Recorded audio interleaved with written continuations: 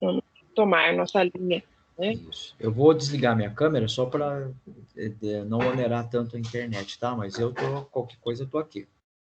Tá, joia, Flávio. Vamos lá, então, pessoinhas. Oficialmente, então, né? Gravação iniciada. Bom dia a todos vocês. Estamos de volta aqui na nossa disciplina hoje para continuarmos a falar um pouquinho e fecharmos, né? Na verdade, exemplificando o que a gente viu na aula passada. Só lembrando, né? E situando alguém que talvez não tenha assistido a aula passada. Nós falamos sobre a escrita científica, né? Vocês vêm já desde o primeiro bimestre da disciplina, desde as primeiras aulas, já construindo uma ideia de projeto, né? Passaram por algumas etapas desse processo de construção, e agora é a hora da gente botar isso no papel, né? Registrar esse projeto para que vocês lá no final do ano entreguem essa atividade final da nossa disciplina, né? Que é o objetivo da disciplina, que é este o objetivo seria, numa situação ideal, o desenvolvimento mesmo do projeto, né? Planejar e executar. Mas aqui a gente, no formato remoto, fica bastante limitado, né? E no fim o projeto vai acabar ficando mais, da maioria, pelo menos, no projeto mesmo, né? Na construção de um projeto de pesquisa, de um projeto de desenvolvimento de algo, né? Que vai ficar para, né, a maioria, o ano que vem, vai acabar se desenrolando como TCC de vocês, né? Então, o que a gente conseguir avançar esse ano e já deixar, né, organizado, o ano que vem, se Deus quiser, estaremos todos presenciais novamente, né? Vocês vão ter a oportunidade de repente, avançar com esse projeto e realmente desenvolvê-lo, né? Chegar a resultados, né? Mas, enquanto isso, a gente vai se dedicando, aproveitando esse tempo para fazer um projeto bem direitinho, bem construído, né, bem elaborado, bem amarradinho, para facilitar a vida de vocês lá no ano que vem, né? Nós vimos na aula passada sobre a escrita científica, como é que ela se estrutura, né, a questão da linguagem científica.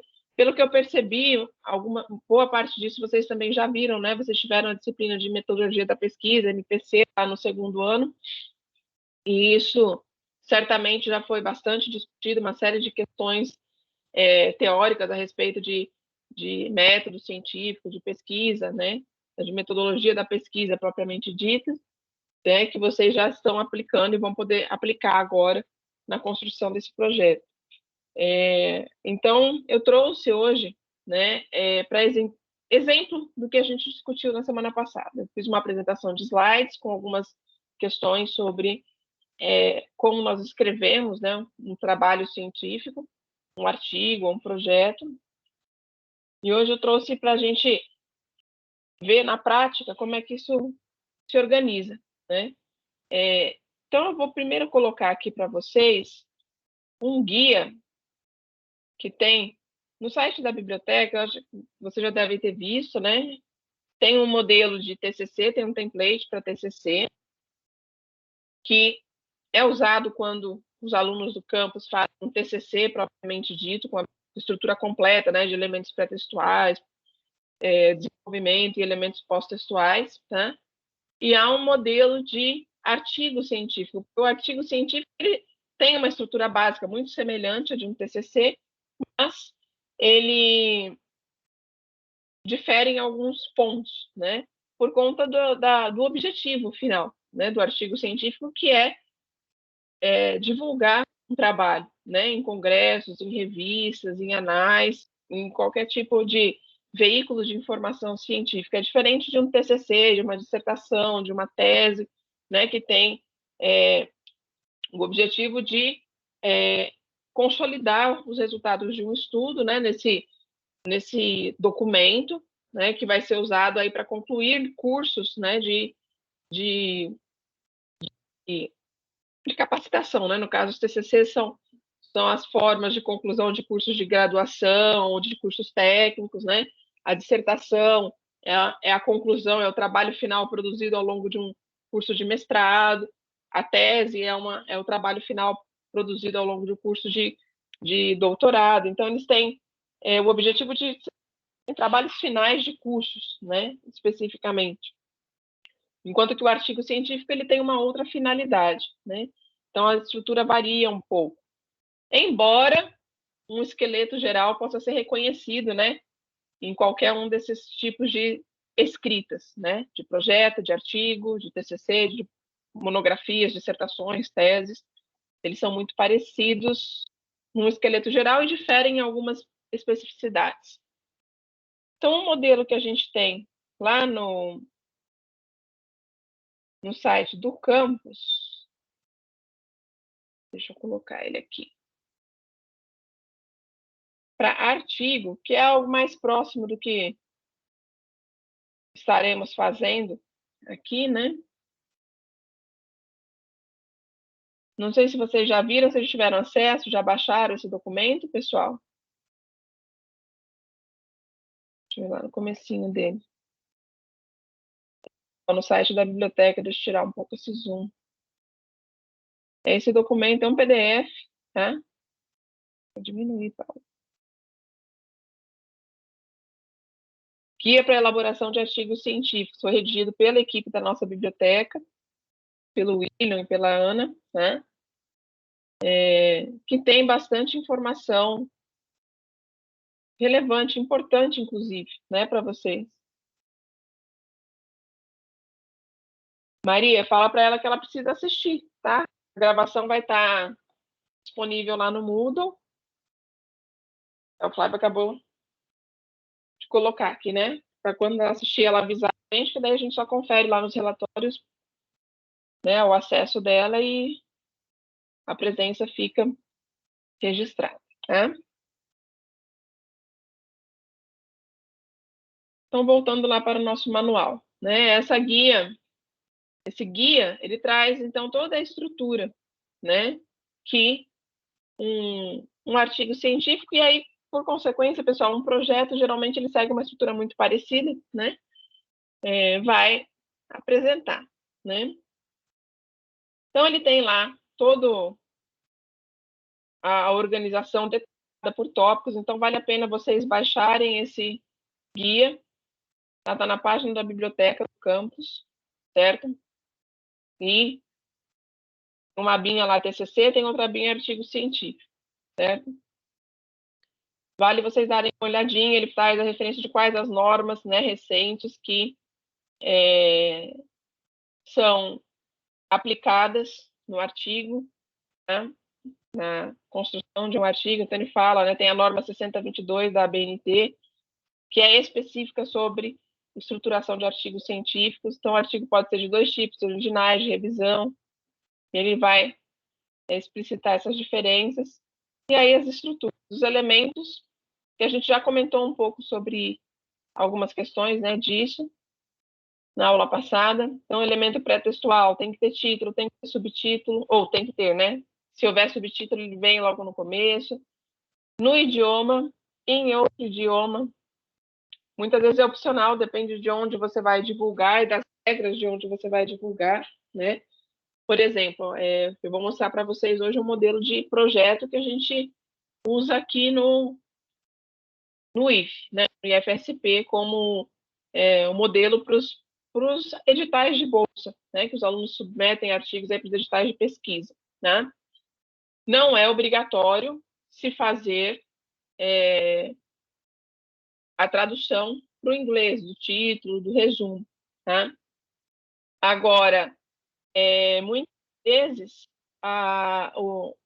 se você vai mandar para uma agência de fomento, né, ou o próprio artigo, quando você vai publicar numa revista, ou vai mandar para um congresso, né, muitas vezes é obrigatório você fazer o resumo e o título também em outra língua. Geralmente, a língua de preferência é o inglês, em alguns casos o espanhol, dependendo, ou se é um código de uma outra nacionalidade, né, francês. Mas o mais comum é que seja o inglês ou, em alguns casos, o espanhol, né? Então, tem título, subtítulo, autores, né? Isso deve aparecer. Resumo, palavras-chave, né? É importante sempre colocar abaixo do resumo lá as palavras-chave, certo? Os elementos textuais, uma introdução, né, uma fundamentação teórica daquilo que você está abordando no seu tema de pesquisa. O desenvolvimento, isso daqui vai variar muito, dependendo do tipo de trabalho, do tipo de projeto, e no caso, quando for o artigo, né, do tipo de artigo. E uma conclusão, né, são elementos obrigatórios, então tem que ter, né? Essa conclusão, às vezes, aparece também como considerações finais, né? E os elementos pós-textuais, referências bibliográficas, isso é obrigatório, e aí todos os outros são opcionais, conforme a necessidade do trabalho, né? E aí ele vai abordar aqui cada um desses elementos com detalhes, o que é, como é que se faz, né? Então é importante que vocês acessem esse material também, já que o produto final da nossa disciplina aqui vai ser, né? E ele obedece mais ou menos à estrutura de um artigo científico, tá? Então é importante que agora vocês tenham esse material em mãos para poderem já encaixando o trabalho de vocês nessa formatação, tá? Lá no final, pessoal, então ele vai explicar tudo aqui, né? Como é que se faz um resumo, a estruturação do resumo, o que tem que... ele apresenta todas as partes, ele tem que ter um trecho que é uma introdução, uma frase, né? Ou duas.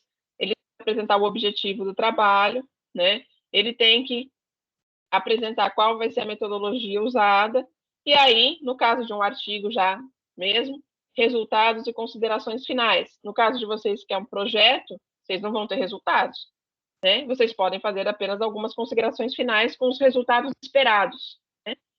Sintetizar isso aqui numa frase, em duas, que expressam o resultado esperado do projeto de vocês, né? As palavras-chave, que normalmente 3 e 5, dependendo, né?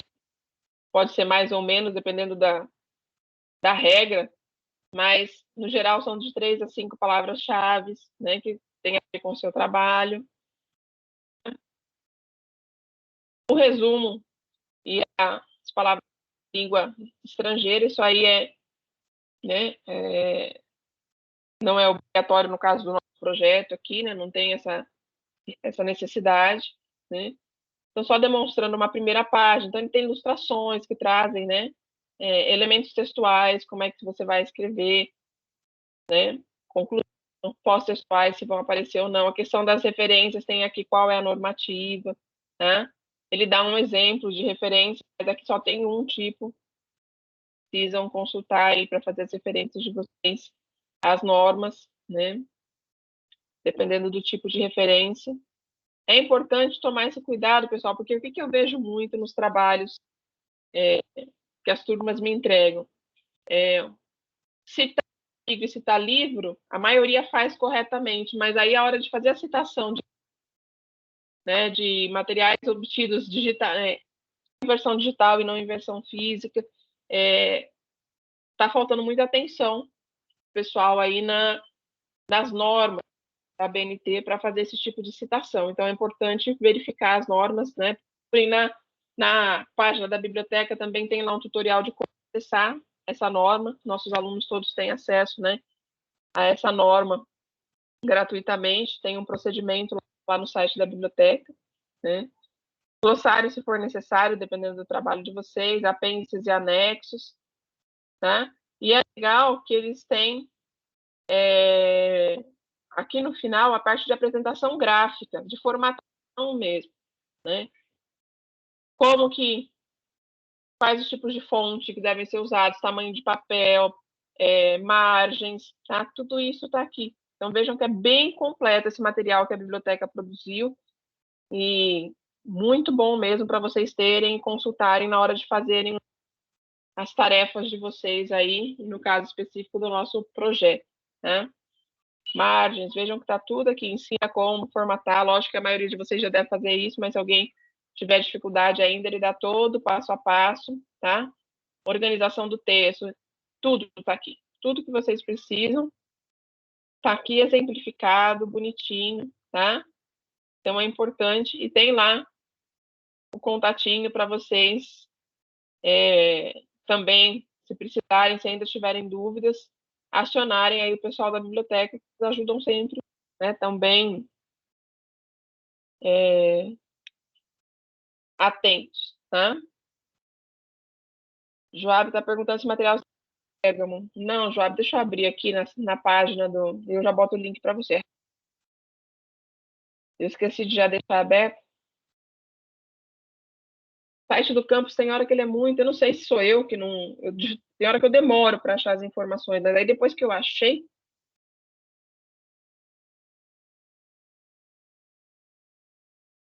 Na página da coordenadoria de biblioteca. Deixa eu ver aqui.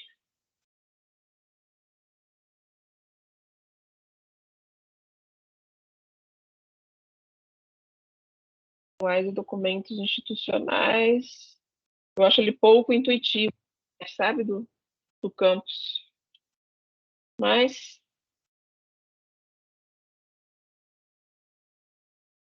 ó, vou deixar aqui, tá? Vocês vão ver que nessa página que eu estou colocando aí para vocês, a hora que vocês abrirem, eu deixo a página dessa daí, porque daí tem lá nas guias, né? Vocês vão ver que tem 5 guias: regulamento da biblioteca, documentos institucionais, manuais, TCC e artigo científico. Esse específico está no artigo científico. Eu resolvi pôr esse aí para vocês, né? Que é o mais amplo, que aparece em todas as guias, porque aí vocês conseguem ver todo o resto também, tá?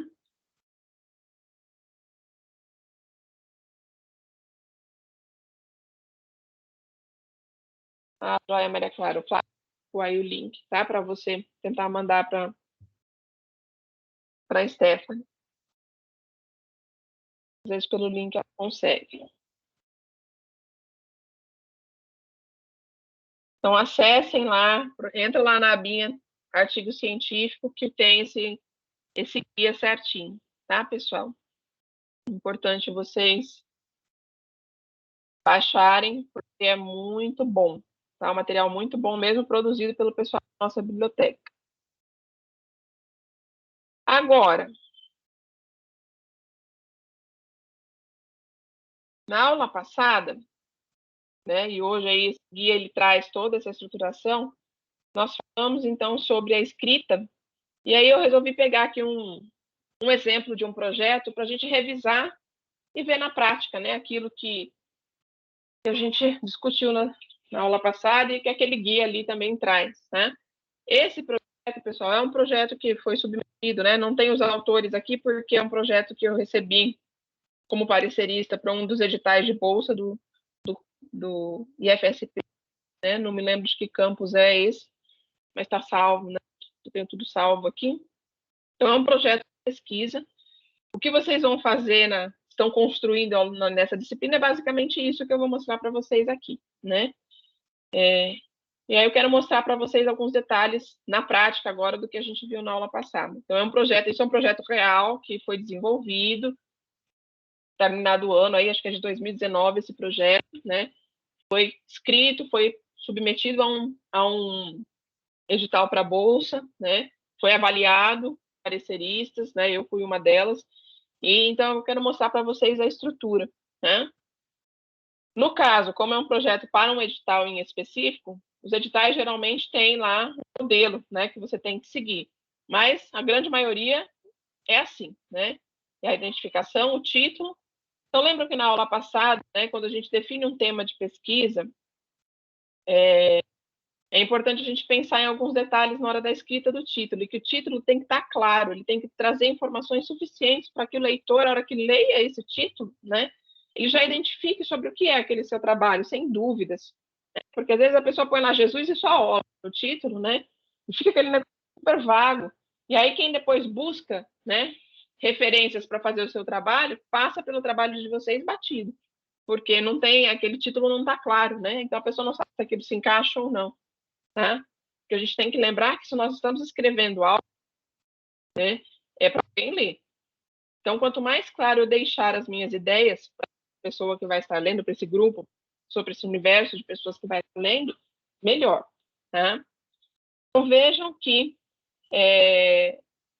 o título aqui, ele traz, né, desenvolvimento de conteúdo interativo educacional para ensino de química utilizando recursos de realidade aumentada. Então, vejam que título claro, né? Ele é bastante objetivo e diz claramente sobre o que é o projeto, tá? Lembra que a gente viu na aula passada, quando a gente pensa no tema de pesquisa, a gente tem que pensar em duas coisas, no sujeito e no objeto da pesquisa. Quem é o sujeito de pesquisa aqui? Conteúdo interativo educacional. Esse é meu universo de pesquisa, tá? Mas o que é dentro desse universo? Então, qual é o objeto de pesquisa dentro desse, relacionado a esse sujeito, tá? Desenvolvimento. Desenvolvimento de conteúdo interativo educacional. Esse é o tema principal do meu trabalho, né? Mas no título é importante você delimitar mais esse espaço, para que quem vai ler saiba desenvolvimento de conteúdo interativo educacional para quê, onde, quando, como, né? Então vem lá, vem agora essas definições, essas delimitações do tema, né? Ensino de química, então com uma finalidade específica, tá? Utilizando recursos de realidade aumentada, então com objetos específicos, né? Então vejam que é um título muito bem elaborado, contendo lá o sujeito, o objeto da pesquisa e aí a delimitação dentro do tema, né? Do para quê e com o quê, né? Então, isso está tudo no título. Vejam que é um título muito bem escrito, né? Se tivesse lá só desenvolvimento de conteúdo interativo educacional, ficaria algo muito vago, né? Muito solto. Então, delimitar o tema no título é importante, né?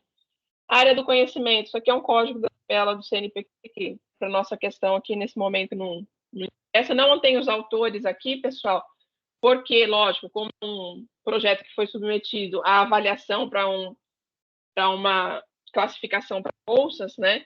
Quem avalia não pode saber de quem é o projeto, né? Para não haver nenhum tipo de favorecimento aí. Então, eu não sei de quem é esse projeto, tá? Então, aqui foi omitido, mas lá naquele guia que a gente estava vendo agora, tem exemplos de como você faz a elaboração ali dessa parte dos autores. Então, vem lá quem são os alunos, no caso, né? Que no caso de vocês aí são grupos, vai ter 2, 3 autores lá. Qual é a organização do grupo de vocês exatamente? Mas é de 2 a 3, a grande maioria, né? E se é um trabalho, né, por exemplo, de um projeto de pesquisa de iniciação científica, o último nome citado é sempre o nome do orientador, com a indicação de orientador, né? Então, tudo isso tem que aparecer. Nos autores aparece a instituição de pesquisa, então aparece o nome, a instituição, lá naquele guia, exemplificadinho, bonitinho, tá?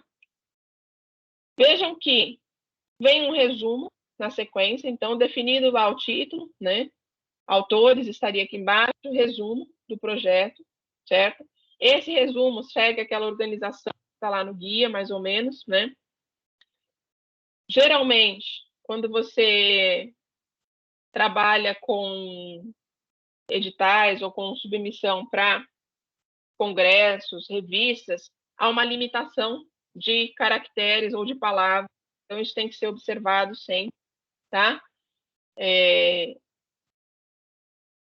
Normalmente, pessoal, das coisas que eu já submeti, que eu já fiz, que eu me lembro, né? Nós temos aí uma média de 250, 300 palavras, geralmente, como limitação do resumo. Então, é importante lá quando você escreve no Word, ele tem uma ferramenta para contar palavras, que lá no guia, tá? Isso daí está para contar palavras, contar caracteres, que vocês, a grande maioria de vocês deve conhecer. E para quem não conhece, lá no guia, preocuparam até com isso, né? No guia da biblioteca, em mostrar qual é o caminho para você acessar essa ferramenta, né, de contagem de caracteres e de palavras, tá?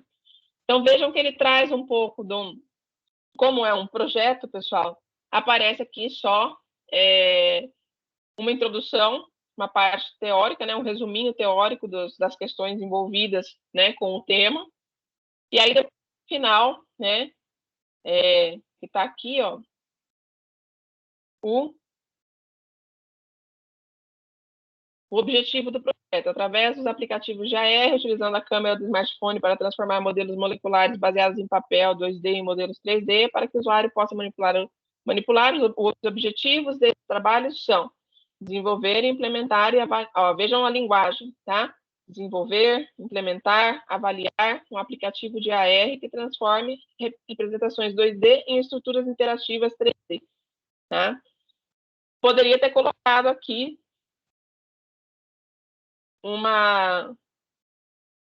mais uma frase ou duas com resultados esperados. Eu, como parecerista, achei que isso aqui ficou muito extenso, essa introdução, né? Poderia ter sido encurtada. E aí ter acrescentado uma ou duas linhas de o que se espera, né, com esse projeto, tá? Fundamentação teórica vem na sequência, tá? Então é a parte onde você vai apresentar, como a gente conversou na aula passada, quais as referências, o que já tem sobre o assunto, outros trabalhos relativos que sejam relacionados. Isso é importante para dar credibilidade para aquilo que você está falando, né? Para você mostrar que a sua ideia não foi algo que surgiu do nada. Tem gente que já aborda essa questão há tempos, né? Tem questões bastante importantes descobertas ou desenvolvidas na área, sobre a importância, sobre tudo, né, relativo ao tema de pesquisa de vocês. Geralmente, pessoal, a introdução de um projeto, tá? Ela fica aí algo entre 1, 2, 3 páginas no máximo, isso num projeto, tá? Num artigo científico também não passa muito disso, não, certo? Por exemplo, num TCC, que vocês vão fazer isso ano que vem, que aí, no formato clássico, essa parte de fundamentação teórica, você tem mais espaço para desenrolar em várias páginas, toda aquela com mais robustez, né? Do que fundamenta o seu trabalho, tá? Mas quando a gente está falando de projetos e artigos, né? Essa parte ela é mais encurtada mesmo, de 1 até 3 páginas aí, realmente, certo? Então, faz lá toda, né? Vejam que tem muitas citações, as citações têm que estar sempre dentro das normas, tá? Da ABNT. E depois dessa introdução, os objetivos, tá? Objetivo geral, desenvolver um aplicativo de áudio aumentado em dispositivos móveis para o estudo de geometria molecular no ensino de química do ensino médio, tá? Então, ele retoma aquilo que está lá no título, né? Escrito agora de uma outra maneira, um pouquinho mais completa, né? E os objetivos específicos. Lembra que na aula passada eu coloquei o que é o objetivo? Expliquei o que são esses objetivos específicos. Quais as etapas necessárias para poder atingir o objetivo geral, tá? Então, o que eu preciso fazer especificamente, né? Quais as etapas eu tenho que seguir para desenvolver um aplicativo de realidade parará, que é o que está aqui.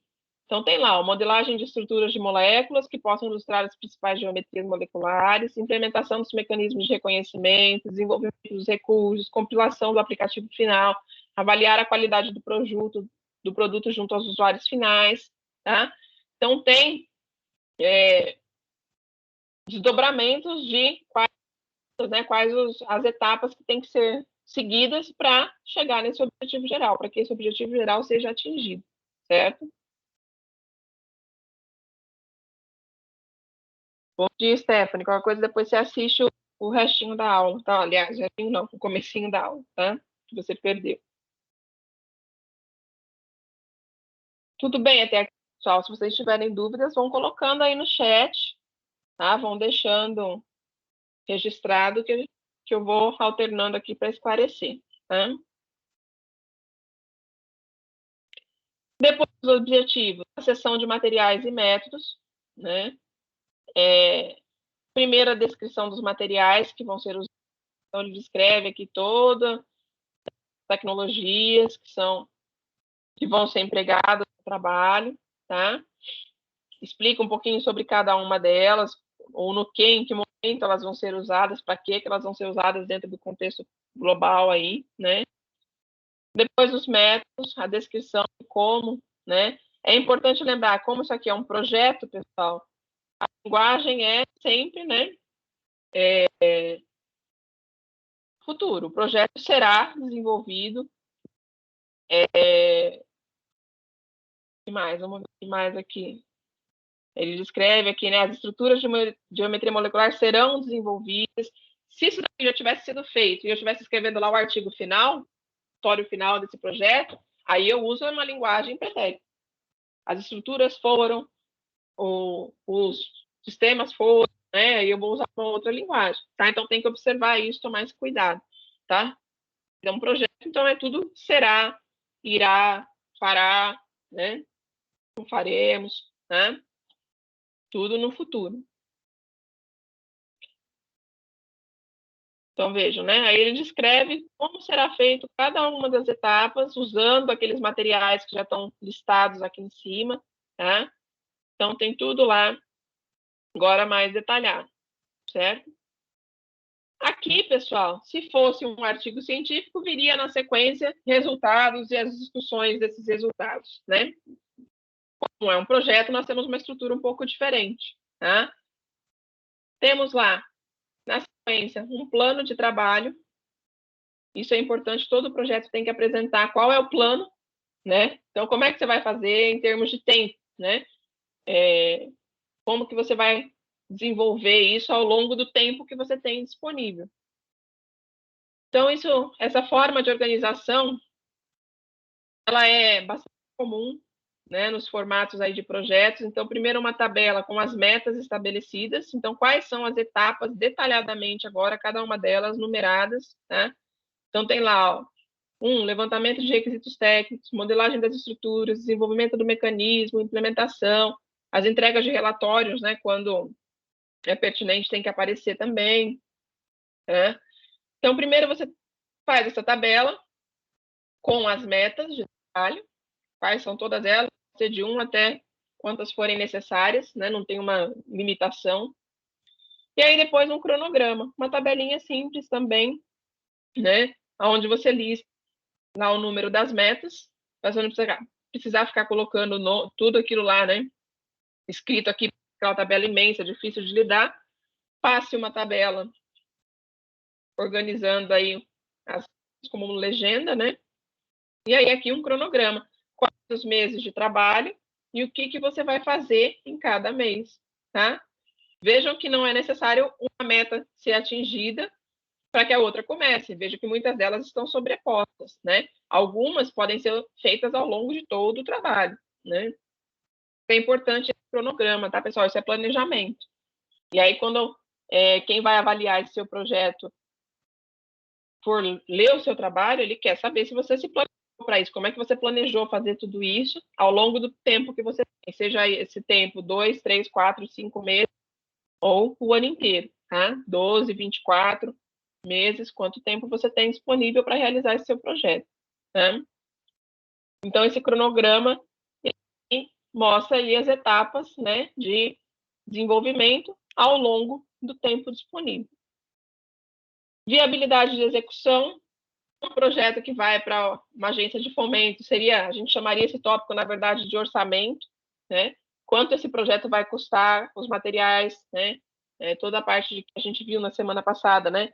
Se vai incluir material de consumo, material permanente, equipamentos, viagens diárias, tudo isso teria que aparecer aqui. No caso, como os projetos, né, de iniciação científica do INPE, eles não prevêem esse tipo de financiamento, só a bolsa mesmo para o aluno, a gente usa esse termo, né, viabilidade de execução. Você tem estrutura física, você tem condições de realizar esse projeto, da onde vão vir os materiais necessários ou os espaços necessários, né?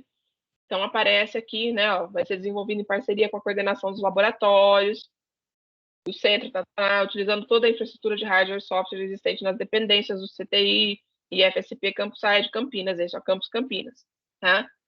Então, tá aqui tudo descrito. Né? No caso de vocês vão colocar lá que vai ser usado, né, as infraestruturas dos nossos laboratórios, parará, né? Então, é importante vocês, sempre que fazem um projeto, seja aqui na escola, para apresentar, né, na disciplina, ou futuramente na vida profissional de vocês, para apresentar para seus chefes, para as empresas onde vocês possam estar trabalhando, essa questão de viabilidade de execução ou de orçamento, né? Tem que aparecer. E aí, por último, resultados esperados e disseminação. Tá? O que você espera e como é que os resultados disso vão ser disseminados na comunidade científica, né? Vão apresentar em feiras, em congressos, vai publicar um livro, vai publicar um artigo, né? O que se espera, que você pretende para disseminar esse trabalho, né? Os resultados desse trabalho. As referências bibliográficas, como a gente viu lá, tem que estar nas normas, tá? Então, vejam que os materiais digitais têm um formato para ser, tem norma. Vocês certamente estudaram isso antes, já vem fazendo muito disso. Mas eu ainda vejo muito o pessoal errar na citação de materiais digitais, né? Tem que ter a data de acesso, não só a data de publicação, mas quando você acessou, né? Porque às vezes a pessoa vai lá, pega o endereço que você referenciou aqui, não abre e não existe mais o endereço.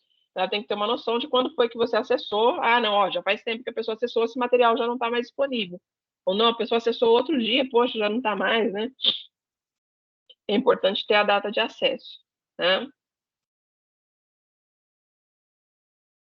Basicamente, pessoal, um projeto é isso. Lógico que esse daqui ele não tem aqueles pós-textuais opcionais de anexos, apêndices, glossário. Poderia ter se fosse necessário, mas não foi o caso desse projeto, tá? Poderia aparecer, né, se fosse necessário. Não foi. Vamos supor que se fosse um projeto que envolve aplicar uma pesquisa lá para alunos, um questionário. Eu poderia pôr o questionário em anexo, tá? Para quem vai avaliar, ler esse questionário que vai ser aplicado lá para os alunos responderem, certo? Então, isso poderia aparecer em anexo, tá? Então, é importante vocês também pensarem no projeto de vocês se essas coisas que são opcionais são importantes de aparecer, porque dependendo do caso, ó, é opcional, então não vou pôr. Mas se você não põe, você não deixa claro aquilo que você precisa, você não passa sua mensagem com clareza. Então, o fato de ser opcional, tá, pessoal? Cuidado com isso. O fato de ser opcional não quer dizer que seja menos importante, tá? Às vezes, colocar coisas em anexo ou na forma de apêndice são importantes para dar mais clareza para o que vocês estão querendo dizer lá. Só que ao invés de você colocar, normalmente, materiais grandes, né? Ao invés de você colocar tudo lá no meio da metodologia, você traz para o final como um anexo, como um apêndice, para facilitar a leitura, tá? Mas cuidado para não negligenciar esses elementos opcionais, porque ser opcional não quer dizer que não seja importante, quer dizer que dependendo do tipo de artigo não se aplica, então não precisa pôr, né? Mas talvez o trabalho de vocês possa ser importante colocar um anexo com detalhamentos da metodologia, né, de vocês, né? Tem que estar bem pensado pelos grupos aí. Deu para vocês terem uma noção legal, pessoal, de como é a estrutura de um projeto? O que vocês estão desenvolvendo? Eu vejo, assim, que pelos atendimentos que a gente faz, né, aqui, às vezes, finalzinho de aula, ou quando vocês procuram a gente nos e-mails aí, que muitas vezes a boa parte do pessoal dos alunos tem dificuldade de enxergar essa estrutura mesmo, né, do projeto. Eu não sei se vocês já tinham feito ou visto isso lá em metodologia da pesquisa detalhadamente, mesmo que tivessem visto, foi o ano passado, né, eu achei importante trazer de volta e revisar isso de qualquer forma, né, para que vocês tenham uma visão bem clara do que é um projeto, da estrutura dele, o que tem que aparecer, como é que tem que ser, para que agora vocês possam ir trabalhando o material de vocês, né? Então, vou abrir o espaço agora aí para as perguntas, para as dúvidas. E aí, o que vocês querem perguntar? Dizer? O professor Flávio quer complementar com alguma coisa? Oi, não, eu acho que é isso, né? Como é que eu posso dizer? Toda vez que a gente fala disso, isso também aconteceu comigo, né? Quando eu estava na minha trajetória, ainda faço isso, ainda estou aprendendo muita coisa que a professora fala, porque todo dia surge alguma coisa nova, né? Mas é tudo muito novo e às vezes pelo fato da gente não ter praticado isso na nossa trajetória aí no Fundamental 2, enfim, isso causa um pouco de estranheza, né, um pouco de dificuldade nesse momento, e não dá para a gente ficar numa aula, nem nessa aula e nem em qualquer outra aula, a gente se dedicar única e exclusivamente para fazer isso. Seria ótimo, né, professora? que nós tivéssemos uma disciplina focada única e exclusivamente, né, para a escrita científica. Então, aí, mas pensa, né, o professor iria trabalhar o ano todo essa escrita, tá? Nós, infelizmente, não temos, acho que, uma disciplina que contempla toda essa habilidade, vamos assim dizer, né, essa expertise. Então, aqui, o máximo que a gente consegue fazer é trazer para vocês esses elementos, essas preocupações que a professora colocou. Vocês tiveram, acho que aula com o professor Rafael Barberino, que trouxe também algumas práticas e algumas preocupações, mas perceba que vocês vão ter que praticar agora, né? Tem que pegar essas dicas, essas críticas, essas dicas, né? E começar a aplicar. E aí a gente, como professor, vai criticando, isso não está legal, isso pode ser um pouquinho melhor, tá? E como se não bastasse isso, tem a complexidade da língua portuguesa, né? Que é outro detalhe, né? Mas eu acho que ficou bem colocada a aula, todos os elementos, como são feitos, e aí, gente, agora é praticar, entendeu? Não tem outro caminho, né? Não tem outro jeito, tá? Mas acho que é só isso que eu queria falar. Já tem que colocar alguma dúvida. Só vou complementar o que o Flávio falou. Realmente, a gente não tem uma disciplina específica, né? Mas a gente percebe que a temática aparece em várias, né? Tem a tecnologia da pesquisa, que traz um pouco do assunto, traz muito, né, do assunto. O projeto indicador do ano passado, desse ano. Certamente, nas disciplinas de língua portuguesa, vocês veem também elementos dessa questão da escrita científica, elementos que são aplicados na escrita científica, né? Talvez vocês não tenham visto no contexto específico, mas viram em outros contextos e aí vão ser aplicados na escrita científica, né? Então, tem que agora fazer juntar esse quebra-cabeça, né? De tudo que vocês vêm estudando possa ser aplicado agora, isso tem que ser usado, né? Para vocês escreverem o projeto até o final aí do ano, né? Projeto prontinho dentro desse formatinho aí que eu coloquei para vocês, que é um formato mais ou menos padrão, né? Varia pouco de uma instituição para outra, de um lugar para o outro, né? E é um formato que segue a sequência do guia, né? Só que aí é onde tem aquela parte de desenvolvimento, né? No caso de um projeto, virão outros elementos, né? Que é o planejamento, né? Não o desenvolvimento propriamente, mas todo o planejamento, tá? E aí, gente? Ou já dá para vocês começarem a pôr isso no papel?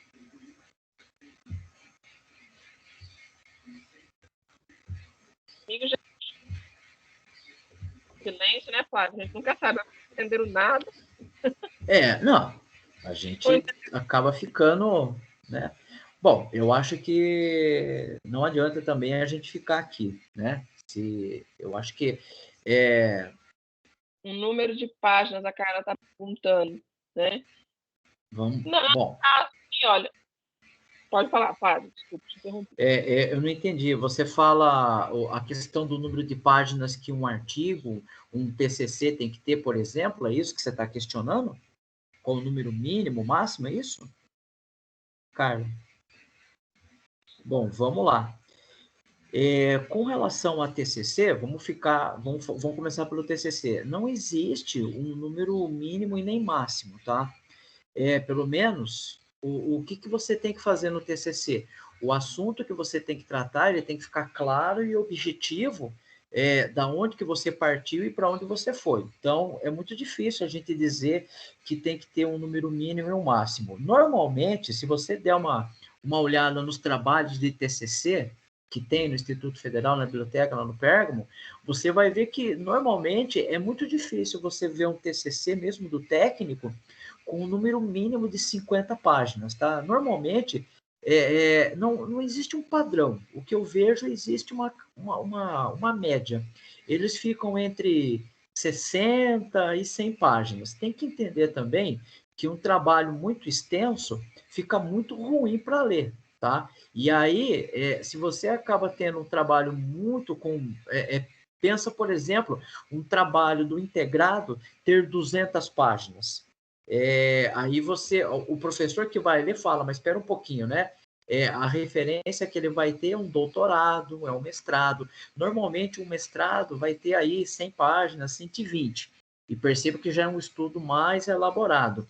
Então, para o TCC, do ponto de vista, isso é o Flávio falando, para mim não tem um número mínimo e nem máximo.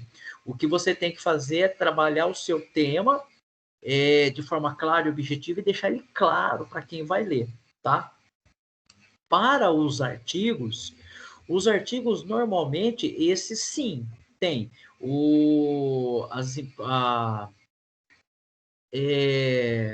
para onde você vai submeter, né, para a revista, ele meio que diz para você, olha, você tem que ter um número X de caracteres, tá? Então, a soma de todos os caracteres do trabalho não podem superar aquele número lá. Mas, normalmente, fica em torno entre 5, 10 páginas também, depende da revista, tá? O de vocês, eu não me lembro, mas acho que a gente fechou em 5 ou 7 páginas. Eu não me lembro exatamente, professora. Não sei se a professora vai lembrar, mas essa é a minha colocação aí de número de páginas. Porque, no caso, é mais um projeto de vocês. Então, o projeto, geralmente, ele tem reduzido de páginas nisso, né? Não é a intenção que vocês passem muito tempo falando demais num projeto, né? O professor Flávio colocou é mais ou menos isso mesmo, que eu vejo também, né? Lógico que vai variar muito dependendo da área. No caso dos projetos, não. Projetos, geralmente, os editais, de fomento, eles limitam. Você pode fazer, tem que ter no máximo 5 páginas, 4 páginas. Se é uma publicação que vai, por exemplo, para um congresso, é mais limitado, é 3, 4, né? Agora, trabalhos mais extensos, a média, mais ou menos, que o professor Flávio falou, é o que eu vejo também. Lógico que de uma área para outra, às vezes, varia. Na nossa área, por exemplo, talvez ciências exatas, ciências da natureza, né? Quando esses trabalhos envolvem experimentação, fique aí essa média que o professor falou, né? Agora, se você vai para ciências humanas, por exemplo, hoje, na minha área, uma dissertação, uma tese, pegar uma tese de doutorado, com 50, 300 páginas, é algo muito difícil de você ver. Agora, você vai para a área de ciências humanas, geralmente, isso você tem numa dissertação de mestrado, né? As teses de doutorado atingem 400, 500 páginas, dependendo do trabalho. Então, essa limitação ela é muito variável, vai depender do que, onde você vai mandar esse trabalho, onde esse trabalho está colocado. Né? No caso aqui, a nossa disciplina, o que a gente tinha combinado lá no começo do ano é que esse projeto ficasse aí entre 5 e 7 páginas. Tá? O que ficou combinado, só para vocês terem uma noção do tempo, né? O pessoal do 4º ano esse ano, eles vão entregar um TCC na forma de artigo, né? Não de um TCC propriamente dito, né? Ficou combinado aí um mínimo de entre 10 e 15, tá? Né? Esse artigo. Então, pode ficar aí dentro desse espaço, tá? Mas um mínimo de 10, no máximo de 15. E aí já é um artigo mesmo, né? Já tem um formato diferente do pessoal que está lá no 4º ano, certo? Então vai variar um pouco. Nosso combinado aqui da disciplina é entre 5 e 7, tá? Que a gente fez lá no comecinho do ano.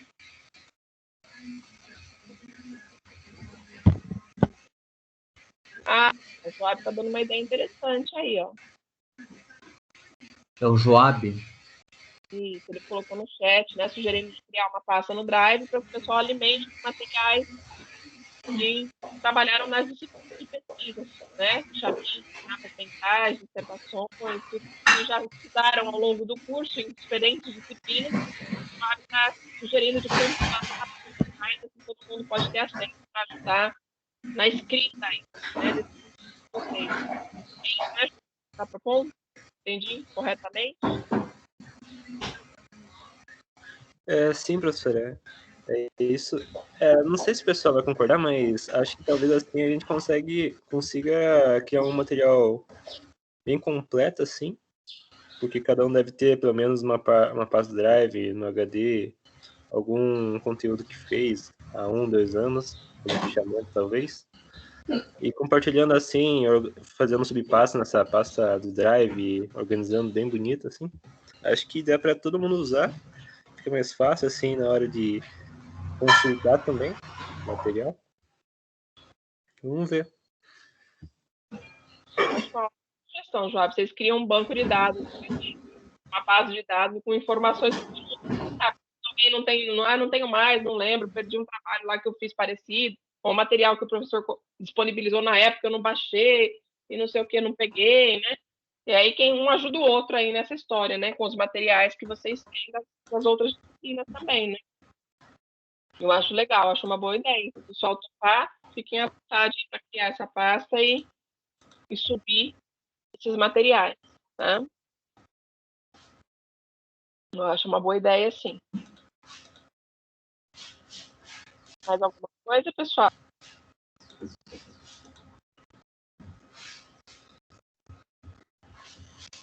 Vocês não têm mais dúvidas, né, Fábio?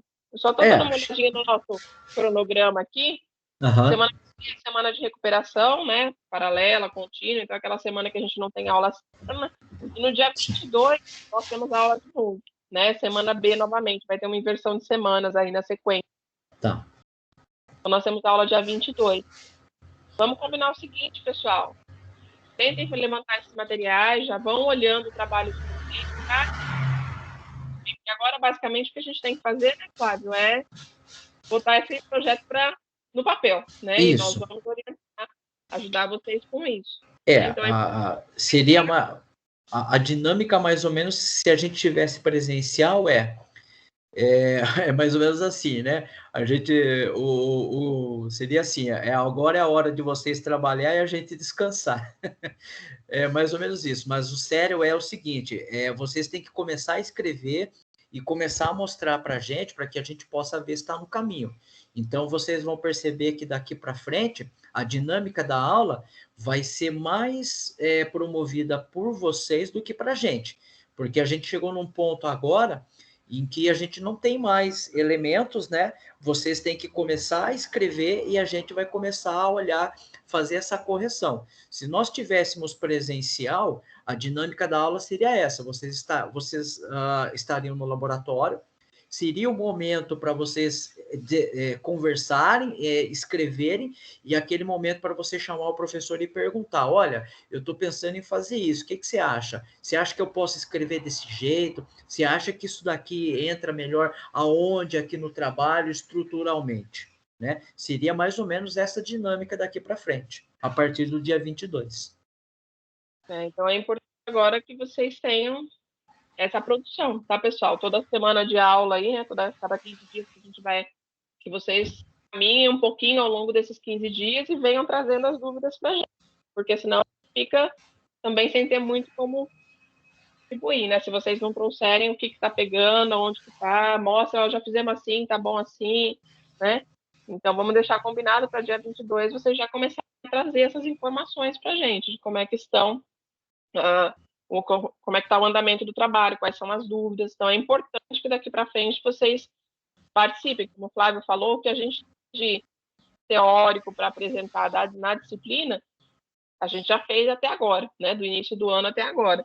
Daqui para frente, é trabalho de vocês e a nossa orientação em cima desse trabalho, tá? Então, é importante que isso vá caminhando, não pode ficar tudo lá para a última semana, na cara do gol, nos 45 do segundo tempo, não. Tá? Então, vamos combinar que dia 22 vocês já vão trazer as primeiras dúvidas dos trabalhos específicas aí do trabalho de cada um de vocês, tá? Dos grupos em específico. Combinado?